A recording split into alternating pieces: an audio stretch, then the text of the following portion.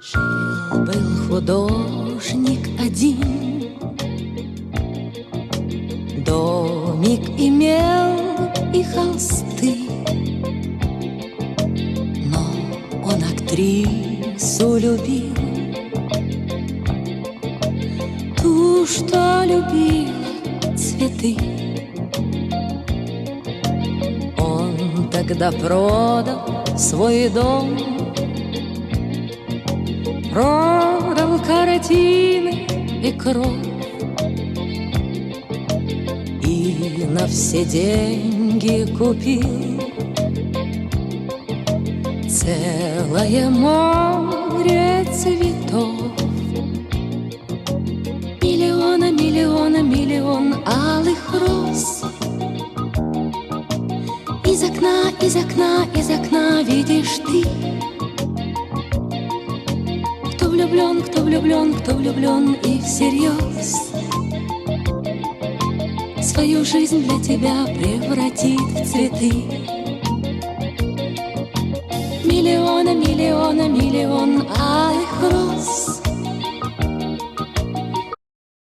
All right, so that was Mиллион Алых Роз. Yep. How was that? That was quite good. Yeah. Close enough. Close enough. Close enough. All right, so as usual, I understand, right? What was her name? Anna Pugacheva? Is that was good. that was good?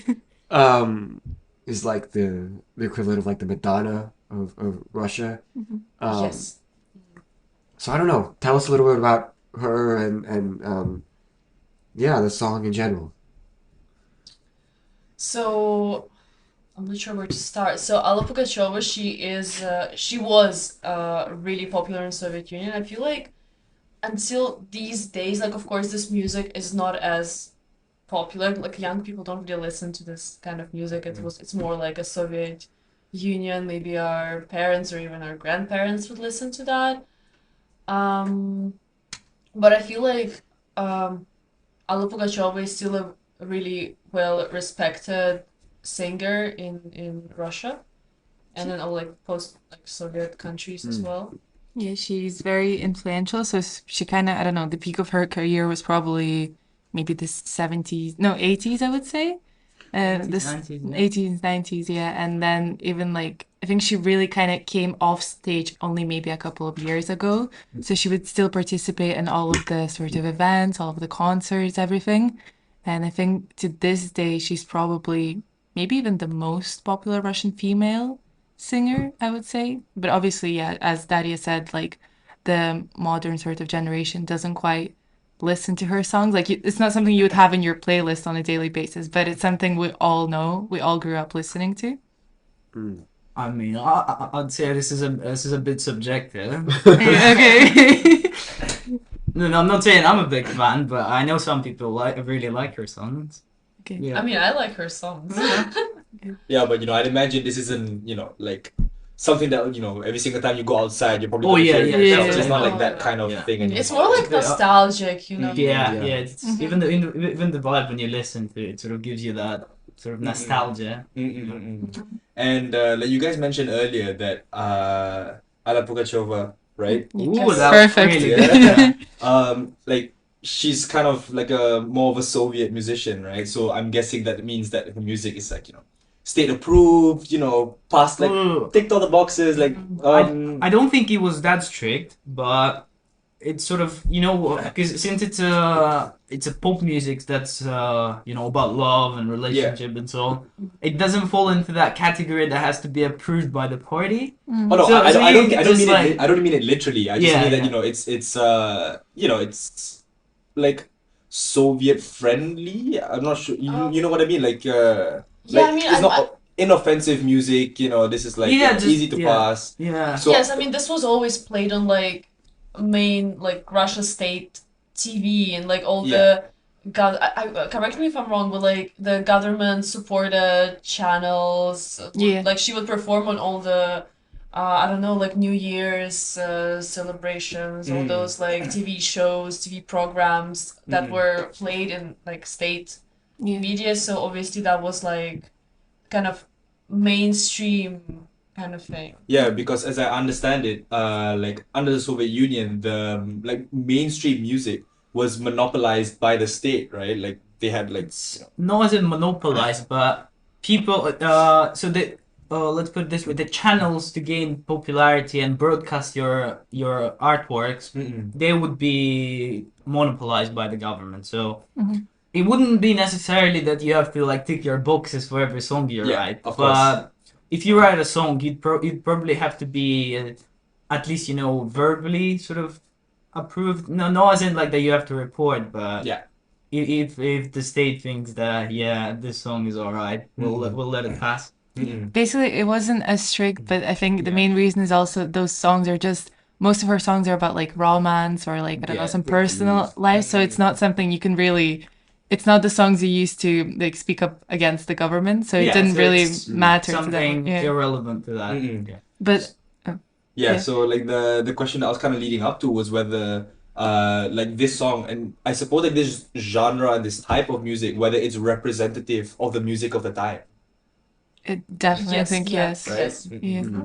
It's kind of, if they played it for, as I said, many, many years. And I think now, well, not now, maybe a few years back, there were quite a lot of debate as to whether basically the old music should give way to the new music. And I think there's quite a lot of tension in the media because the new artists would speak up and because those linking back to like the government controlled channels, they would kind of let certain singers and groups only perform at like main celebrations. So there was a lot of debate like not letting the new music come through, but then at the same time older generation would be like, why do we have to listen to the new artist if that's the songs of our time, if that's who like they represent us for that music. So there was that debate as well. I mean, we're also talking about TV, so like you can imagine that, like younger people don't really watch that much TV these days. So I guess it's also representative of the audience. But yes, recently we're talking about pop scene now, and I would say that like recently over the last few years there were some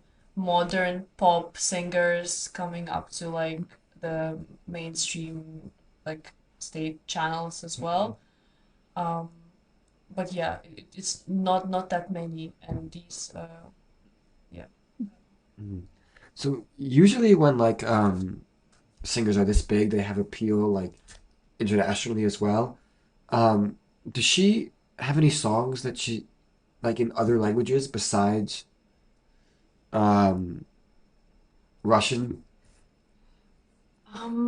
So I know she performed on Eurovision at some point. I don't know which song. I don't know if it was in Russian or in English or something.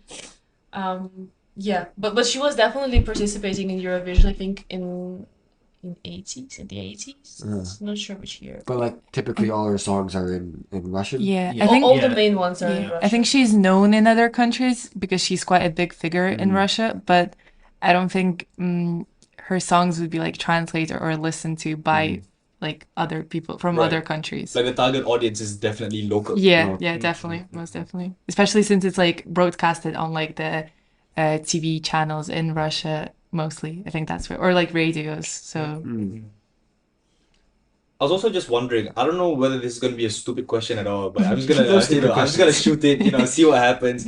Like, because this, this song, and I'm also referring to like other songs like during this time period under Soviet rule. After the collapse of the Soviet Union, is there any sentiment at all of like people trying to distance themselves from any and everything like related to that period of time? Do you know what I mean? Like, Yeah, this is a very Controversial very question. controversial question. Well, it depends what you're talking, like which places you're talking about. Like I would say in Russia, it's kind of like some people do want to separate, but then especially the current propaganda, they are kind of trying to bring that like sentiment back. Like they're playing on people's feelings about the past, like about the Soviet Union. But then of course like the countries that separated from that after Soviet Union collapsed, they really tried to distance themselves from that. I think it's more about the background people live in. So Yeah. this is the point where it gets quite sort of political rather. So as the Soviet Union dissolved and collapsed, the country wasn't in the best economic state, and so people would always have since it was a communist country, they would have this system where people are being sort of part provisioned by the state with food and everything else. But then as it collapsed, this sort of support is just gone. Now you're on your own. Now you have to make your own way through it. You have to earn money and so on. And I think that's what people found really difficult to cope with. Yeah, because the mindsets of people were still someone owes us something. Yes, yeah, and now suddenly it's not the case, but they still expect that. And because the road after the collapse was really bumpy, and there were lots of problems, people sort of started being a bit nostalgic about it, and like, oh, it was way better back then. And so there are some people who realize that now you are free to do whatever you want. And so they're trying to climb the ladder, move on with their life. But then some people are being a bit nostalgic about it. They don't want to take responsibility. Would you say that gap is mainly a generational, like an age gap between? Yeah, yes. I was just gonna say it's about generations. Like older generations are more nostalgic, and younger generations are just. But then you can also weirdly find that some proportion of the older generation is trying to pull away from that. And weirdly, there's younger generation that tends towards that, and it's a crazy mix, yeah. Well, I think older generation, younger generation is a good segue into this new song that I have a feeling applies more to the younger generation. Definitely, So without further ado, if you guys could introduce what we're going to be listening to next. So the next song is Cadillac, which is sung by Morgenstern and LJ, which are the two sort of they're just famous Russian artists. None of their songs really carry any like significant meaning, I would say. Well, at least most of their songs, and they're just sort of for fun. They're trendy songs, but I think that's why maybe the younger generations like them, because there are no rules. They just don't care about anything. They create their music, they share it with people, they create good beats, and I think that's also like a big change from the songs from the past. Yeah, so this is going to be about the generational conflict a little bit. Yeah. Okay, exciting. I'm ready. Are you excited? I'm excited. All right, let's take a listen. Let's listen to this.